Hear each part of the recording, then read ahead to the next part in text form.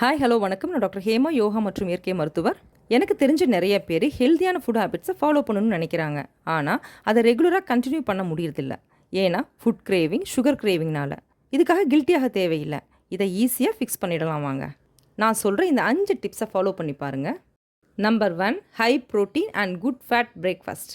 அதிக புரதம், நல்ல கொழுப்பு உள்ள காலை உணவு. என்னென்ன எடுத்துக்கலாம்? வேக வச்சு தாளித்த சுண்டல், பயறு வகைகள், ஸ்ப்ரவுட்ஸ், முட்டை, பன்னீர், டோஃபு அதாவது soya paneer, nuts and seeds. இந்த மாதிரி உணவுகள் காலை உணவாக இருந்ததுன்னா ரொம்ப நல்லது. இந்த உணவு ரொம்ப நேரம் பசி இல்லாமலும் சுகர் கிரேவிங்கை குறைக்கவும் நல்ல எனர்ஜி கொடுக்கவும் செய்யும். Number 2, hydration.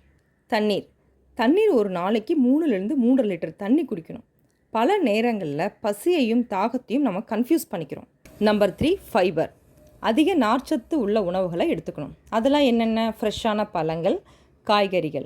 இது பிளட் சுகர் லெவலில் ஸ்டேபிளாக வச்சுக்கிறது மட்டும் இல்லாமல் கட் ஹெல்த்துக்கு ரொம்ப நல்லது. இதனால் நல்ல பாக்டீரியாக்கள் குடலில் வளரும். இதுவும் சுகர் கிரேவிங்கை குறைக்கும். Number 4, mindful eating.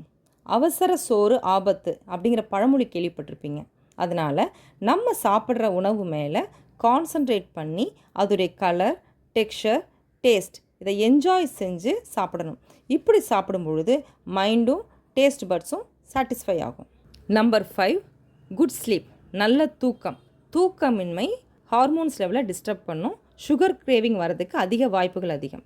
அதனால் நல்ல தூக்கம் சுகர் கிரேவிங்கை குறைக்கும். இந்த டிப்ஸ் உங்களுக்கு ரொம்ப யூஸ்ஃபுல்லாக இருந்திருக்கும்னு நினைக்கிறேன்.